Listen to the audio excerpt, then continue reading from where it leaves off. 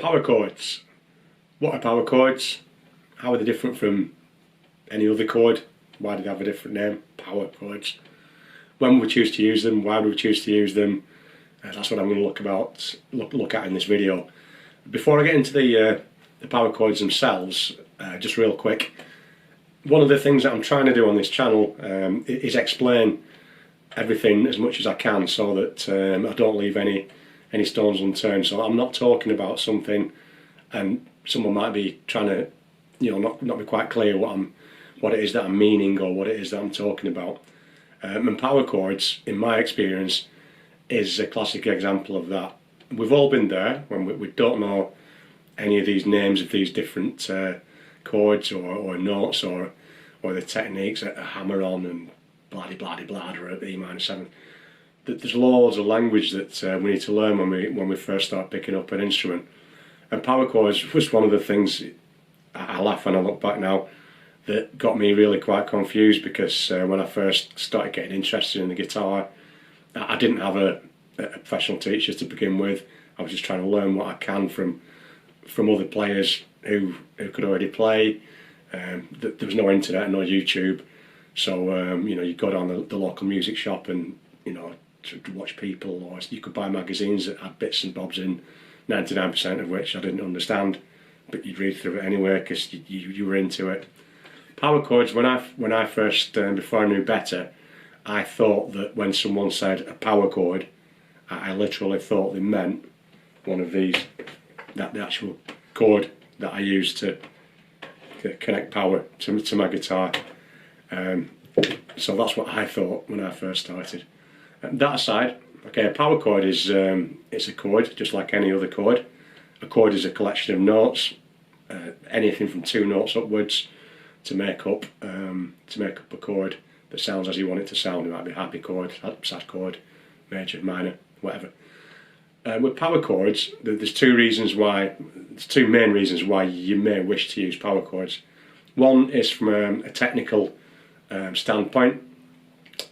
They are simpler to play than what we call regular chords, and that fact that they're simpler to play and easier to get our hand around enables us to use them in ways that we may not necessarily have been able to use standard chords. So as an example of that, okay, I'm going to play a lot of chords. If you're used to playing, I've just been starting out with some beginners and stuff with playing the full sort of root chords, so an E chord or a G chord or a C chord. So I'm playing 5 or 6 strings in those examples and quite a few notes in there, and in all of those, whenever I play A major, G major, C major, most of the fingers on my fretting hand are taken up playing those chords. So I don't really have much spare fingerage to use to change anything if I wanted to do that. Now with power chords, normally they're cut down versions of chords. Quite often they only contain 2 notes. The most common power chord that is ever used is called a 5th chord. You don't need to worry about that, but basically I'm just playing a note, so I'll play an A, an open A string, and then the other note of the chord is going to be an E, because that's the 5th note in the A scale. Don't worry about the theory there, but that's just those 2 notes. That's called an A5 power chord. Okay, so why can't I just play an A, a normal A? Well, I can, but one of the things that I can do with the power chord, like I said, is that we can play things that we can use our other fingers because they're not tied up. So on that 5th power chord, I'm only using one finger to play the note there, so all my other fingers are free if I wish to use them. Now, one of the classic techniques in certainly in rock guitar is something that we call rocking bass technique. So what I'm going to do there is play 2 different power chords. I'm going to start off with that 5th chord, those 2 notes, and then I'm going to use my 3rd finger to play another note. So rather than playing that note with my 1st finger, that A, which is the 5th note where the chord gets its name from, I'm going to play the sixth note, which is actually an F sharp, and at the same time I'm going to play the A string that I played in the first place.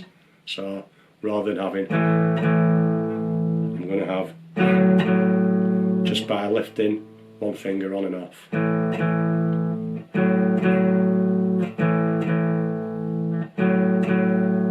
I've got two little chords there, each one's built just from two little notes, but because it's so easy for me to just move my finger like that, I can play a little riff, which is, as I say, it's called rocking bass. It's the foundation of probably most of Status Quo's playing, a lot of other those type of songs as well. So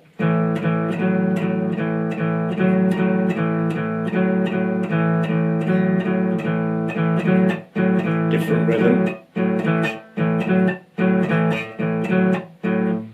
So I can play something that, I mean, a lot of people say that sounds pretty cool. I find people do tend to say that. It's one of the simplest things you can do, but hey, it sounds good, and a lot of successful records have been sold on the back of that. I can do that in a variety of different places, a variety of different strings.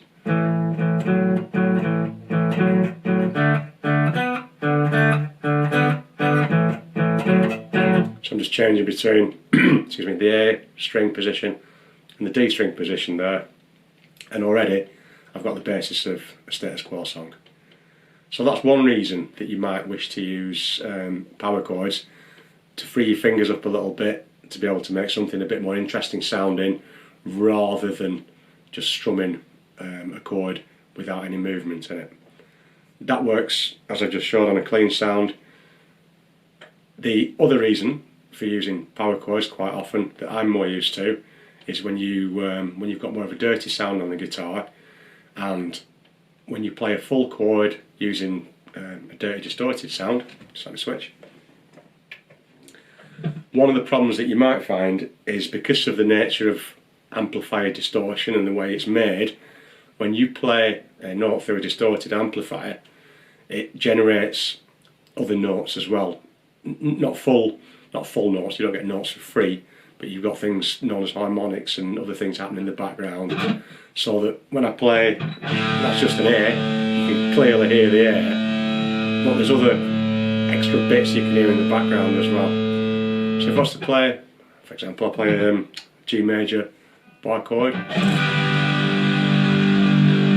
distorted sound, there's a lot of notes ringing out there and it sounds a little bit messy. If I wanted to make, that's just a chord, but if I wanted to make a little bit of a riff or a pattern out of that, say I don't know, I'll go from my G to my A, just up and down.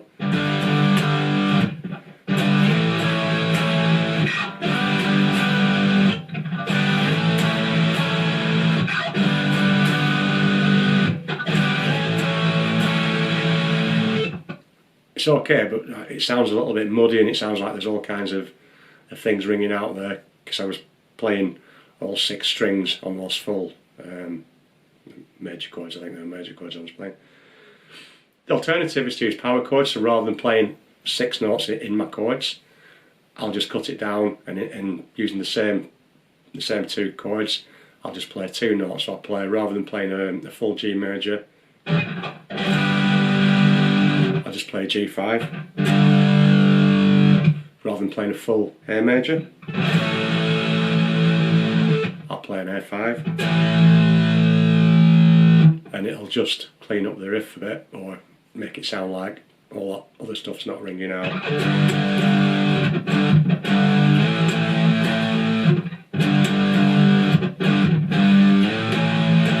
Back to the chorus.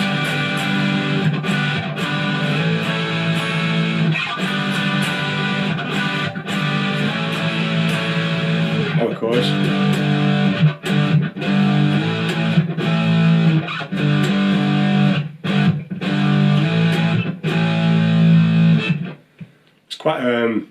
It's quite a simple, slow riff that I played there, so it's not going to make the biggest difference on that. You could probably still make out the chords that I was playing, even with those distorted overtones taking place. When I'm talking about playing on a distorted sound, from my own playing experience, the type of music I'm mostly into, it would just not be possible without using power chords, because it just get lost. in the mix. You physically probably wouldn't be able to play around all the different shapes, and also bear in mind when you're playing these type of sounds on an electric guitar, quite often you might be playing either to a band if you're lucky enough to play with a band, practice with a band, maybe to a backing track. If you've got a track on your computer or your phone, you can play along to a backing track. Sometimes less is more, and by narrowing down your sound a little bit rather than a big, just having a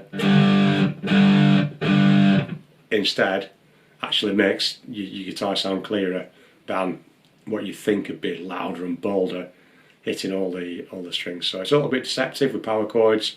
We're actually playing less notes to make it sound cleaner and more clear, so that we're not having all the extra stuff ringing out. So it might be to do with the sound, with a particularly distorted amp, or it might just be that it's easier to get our fingers around those little chords and play something that otherwise might be impossible using normal chords with all the 4, 5, 6 strings on there, because we can't move our fingers about. Those are just a couple of examples of 5th chord and a 6th chord power chords that I've played. There's loads of them. I'll just leave, before I finish, I'll just play an example of what I think is a really cool use of power chords. They're all little 2-note chords. It's another Metallica song. I was a big Metallica fan when I first started playing, called Orion, and it's something you just couldn't play playing the full chords, but I'm just moving little movements on my fingers to make these little chords up, and it makes up a really cool sounding riff.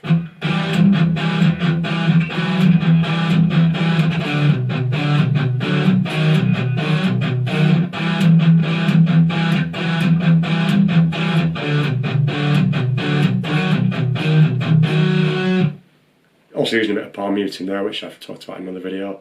But that's power chords. So they cut down versions of big chords to make them easier to play or to make them sound better, so they're not muddy and messy.